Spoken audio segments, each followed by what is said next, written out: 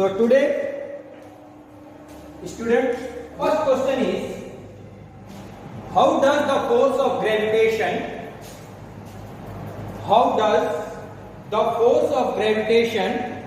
between two objects changes when the distance between them is reduced to half? When the distance between them is reduced to half.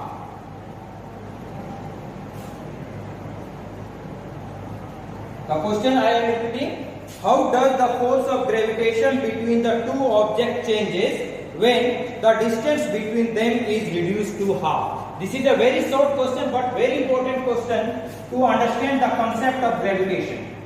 So according to the question, now I am giving the solution concept. Let the two objects be A and B. इतना आपको लिखना नहीं है, लेकिन इस question को answering करने के लिए आपको किस तरह से थिंक करना होगा वो मैं बता रहा हूं, ठीक है? और लिखना क्या है वो भी मैं बताऊंगा. देख लीजिए, टू ऑब्जेक्ट है, इसमें कहा कि फोर्स ऑफ ग्रेविटेशन कैसे बदलेगा यदि दोनों के बीच में हम दूरियां को आधा कर दें. तो मान लीजिए पहले जो दो ऑब्जेक्ट जो था, इन दोनों के बीच की दूरी हमारा सपोज करिए कि ये d था. अब क्वेश्चन में क्या है कि डिस्टेंस क्या कर दिया, हम हाफ कर दिए.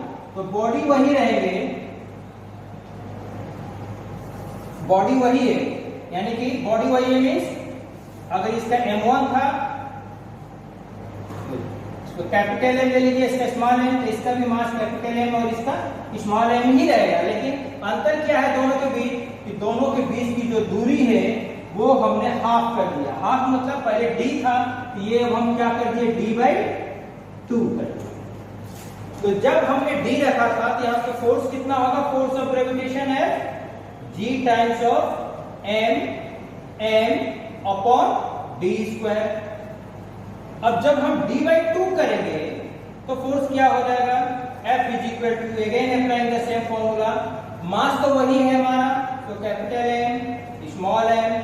अब d के जगह पे हम क्या रखेंगे, d/2 का स्क्वायर कर दीजिए.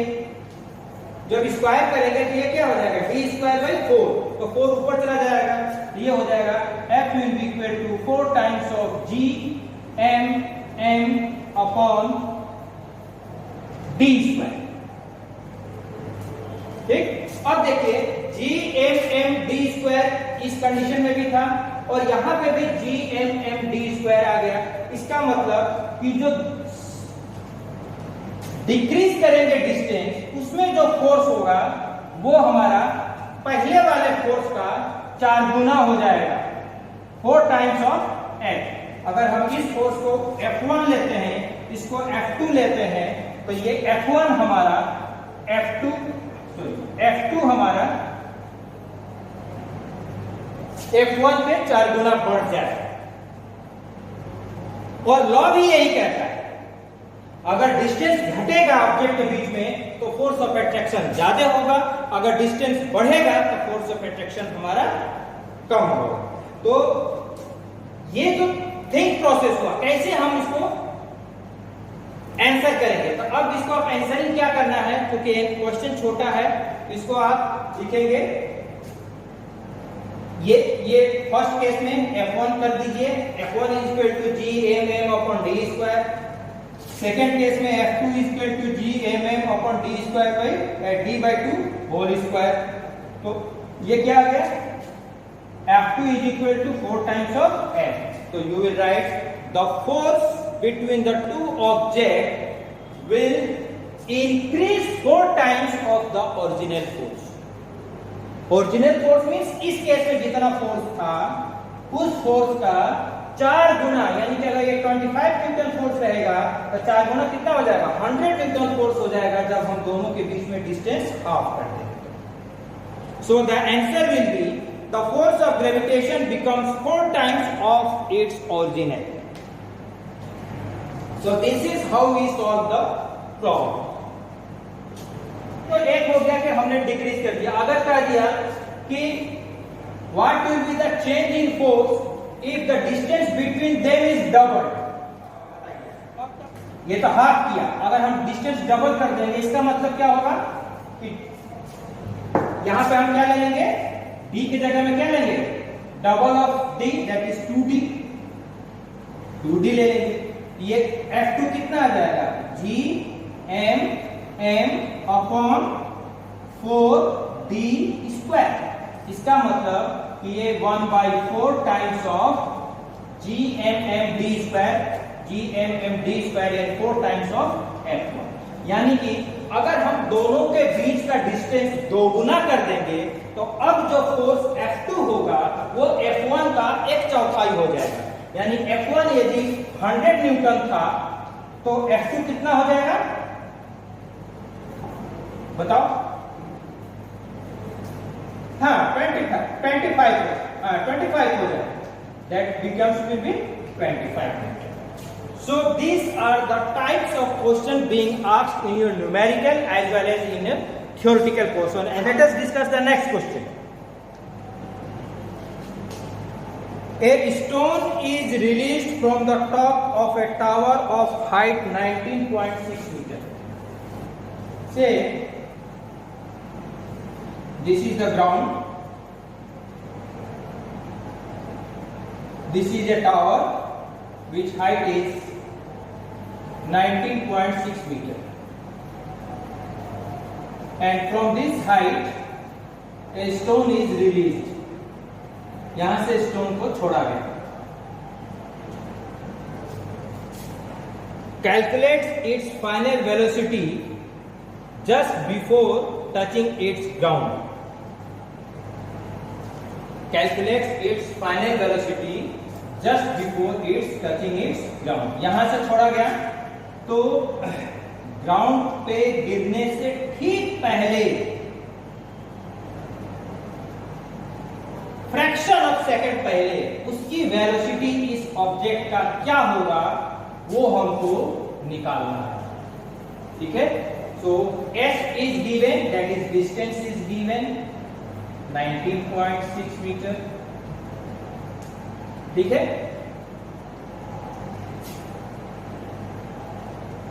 its initial velocity is also given. How much? Can you say?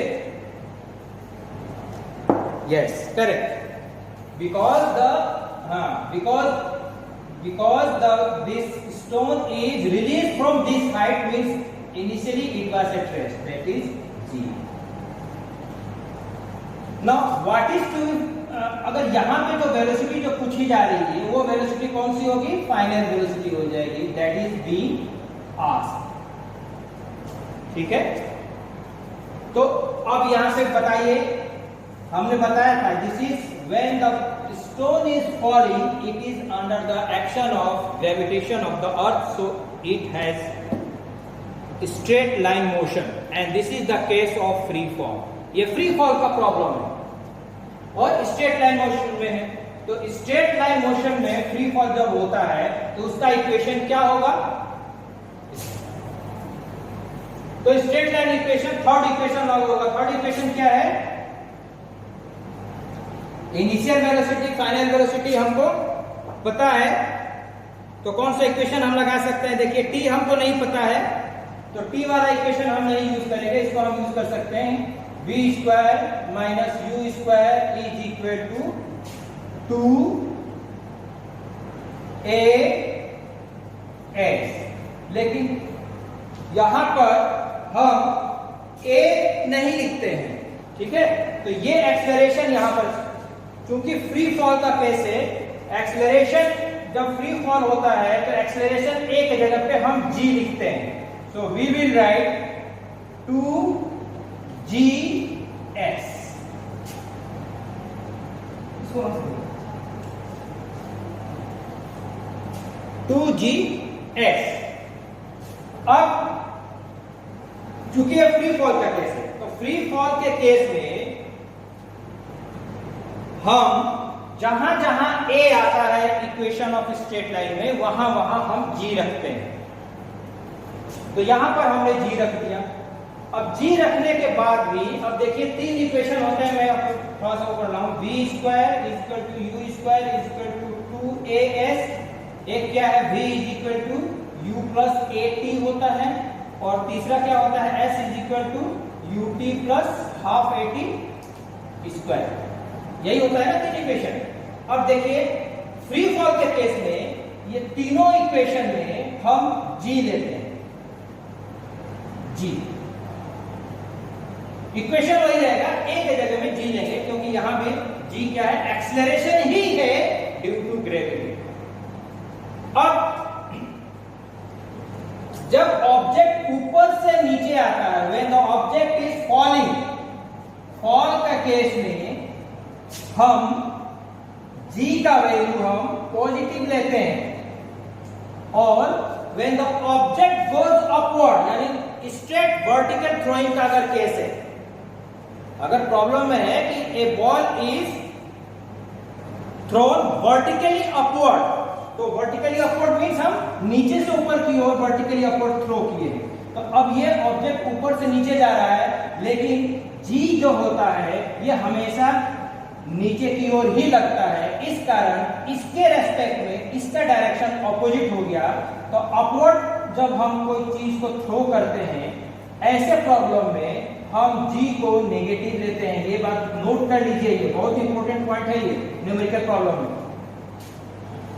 Competitive exam में भी जब आपको इस तरह से आता है क्वेश्चन, तो ये बात का ध्यान देना होता है कि जी हम पॉजिटिव लेंगे कि नेगेटिव लेंगे। जब कोई भी चीज हम नीचे से ऊपर की ओर सीधे फेंकते हैं तब जी हम नेगेटिव लेते हैं, और जब कोई चीज ऊपर से नीचे आता है तब जी हम पॉजिटिव लेते हैं। ठीक है, अगर नीचे से ऊपर जाएगा कोई चीज तो भी हमारा स्ट्रेट लाइन का ही केस होगा, और उस केस में इस तीनों इक्वेशन को हम थोड़ा सा मॉडिफाई हो जाएगा, v square minus you square.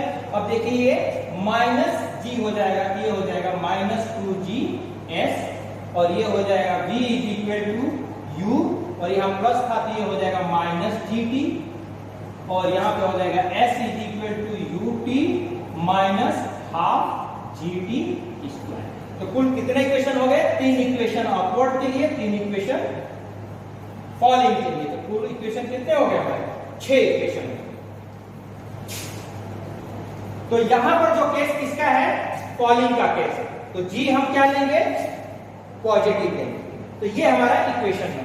अब इस इक्वेशन में हमको निकालना क्या है बेटा, v का वैल्यू निकालना है, final velocity of the ball just before reaching the ground. So v square u square 0 है तो ये 0 हो जाएगा, so v square is equal to 2 into 19.6 height into acceleration due to gravity, you take it as 10 meter per second square, or you can take 9.8 also, you can take 10. So this becomes your 196 multiplied by 2, that is 392. So v will be equal to under root of 392. Approximately आपका 19 point something आ जाएगा metre पर second.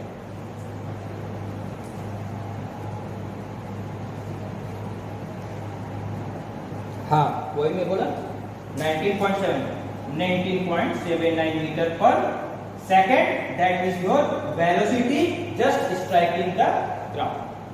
So this is also one important model to solve your numericals. अब इस model को आप लोग अगर अच्छी तरह से समझ लिए हैं तो आप लोग चाहे फ्री फॉल का केस हो चाहे अपवर्ड वर्टिकल थ्रो का केस हो, आप लोग v, u या s आप लोग निकाल सकते हैं। Now third question. Question number 3 is the gravitational force between two objects is 200 meter. ठीक है? How should the distance between the object be changed so that force between them becomes 100 meter? कह रहा है कि दो ऑब्जेक्ट है हमारे पास, दोनों ऑब्जेक्ट के बीच में जो ग्रेविटेशन फोर्स है, जो F का वैल्यू है वो 200 न्यूटन है। तो हम दोनों के बीच में डिस्टेंस को हम कितना बदलेंगे, अब बदलेंगे बोल रहा है, कम करेंगे ज्यादा करेंगे ये नहीं कह रहा है।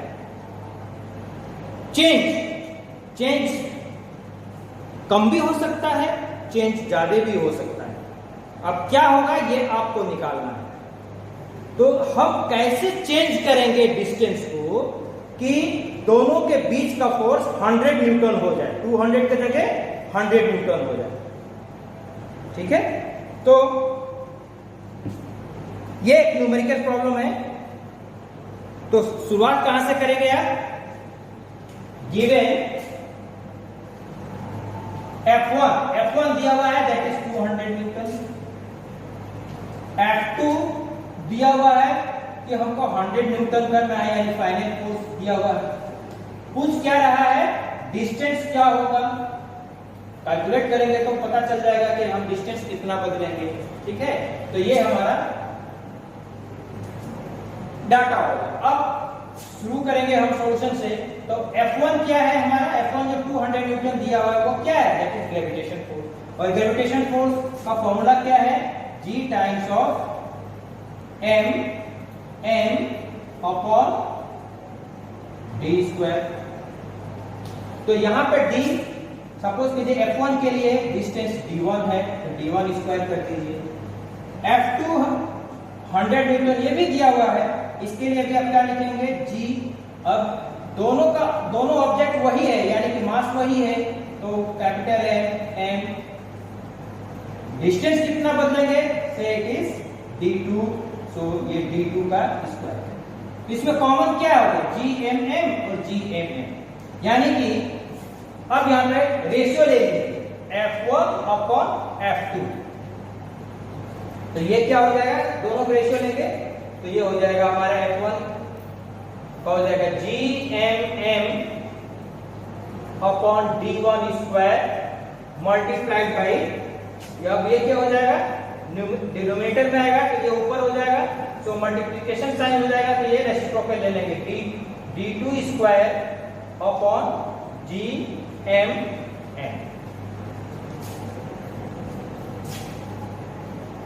ठीक है, अब देखिए यहां पर GMM कैंसिल हो गया, क्या बच गया? F1 upon F2। F1 और F2 का वैल्यू दिया हुआ है, तो 200 divided by 100, this becomes equal to d2 square by d1 square. ठीक है, ये कट गया, कितना हो गया? 2। सो 2 is equal to d2 square upon d1 square. अब स्क्वायर को हटाने के लिए हम क्या करेंगे? रूट लेंगे। जब दोनों तरफ हम स्क्वायर रूट लेंगे तो ये क्या हो जाएगा हमारा? √2 हो जाएगा, और इधर क्या हो जाएगा? d2 upon d1। ठीक है, तो d1 का वैल्यू पूछा है, d2 का वैल्यू पूछा जा रहा है कि आपका d2 कितना होगा, यानी कि how will you will change the distance, that is the final distance is d2। सो d2 will be equal to कितना होना चाहिए कि 100 हो जाएगा? √2 times of the original distance d1। अब इसको जरा फिगर से समझ लीजिए कि ये दो ऑब्जेक्ट थे, इसका मास m, इसका मास m, दोनों के बीच का डिस्टेंस हमारा d1 था, तो फोर्स हमारा था यहाँ पर F1 इक्वल टू 200 न्यूटन। अब दोनों ऑब्जेक्ट तो वही रहे, इन दोनों के बीच में d2 हम कितना करेंगे? d2 हम कितना करेंगे ये निकालना है। तो मास वही है हमारा, ताकि हमारा फोर्स 100 न्यूटन हो जाए। तो d2 हम कितना करेंगे? d2 will be equal to इस d1 जितना भी है, 100 है, 200 है, 500 है, 1000 है, जितना भी है उसका हम उतना टाइम्स ऑफ √2, और √2 का वैल्यू कितना होता है? 1.414 टाइम्स ऑफ d1। तो इतना अगर हम कर देंगे तो हमारा फोर्स 100 न्यूटन आ जाएगा।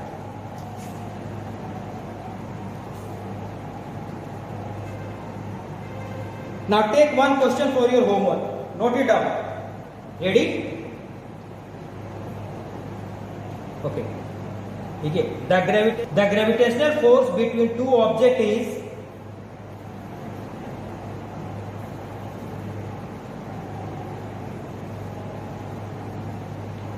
two object is 10,000 Newton.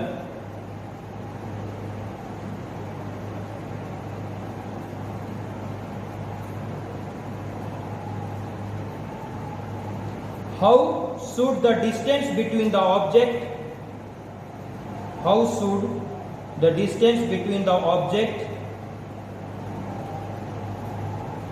be changed so that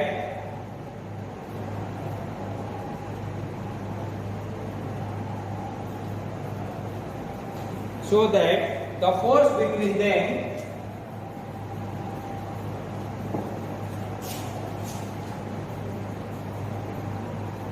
becomes 500 Newton.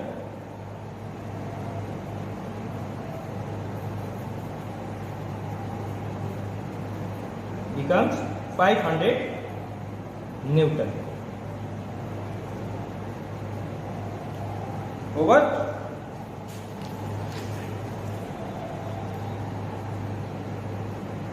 एक और क्वेश्चन लिखिए.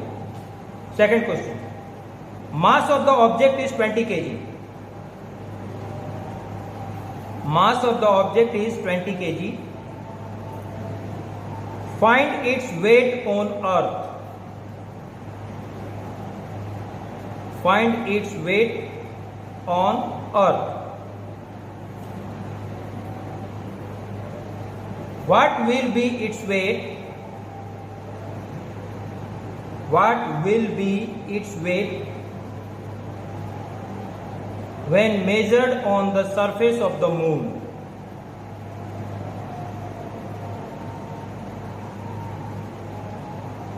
When measured on the surface of moon. समझ में आ गया? एक ऑब्जेक्ट का मास दिया हुआ है, आपका उसका वेट बताना है. कहां पर? पृथ्वी पर. फिर कहा what will be its weights measured on the surface of the moon, यानी कि अगर उसको हम मून पे ले जा रहे हैं तो उसका वेट कितना होगा, इसको आपको निकालना है. Now last question. Find the ratio of the weight. Find the ratio of the weight of an object of mass 50 kg. Of an object of mass 50 kg.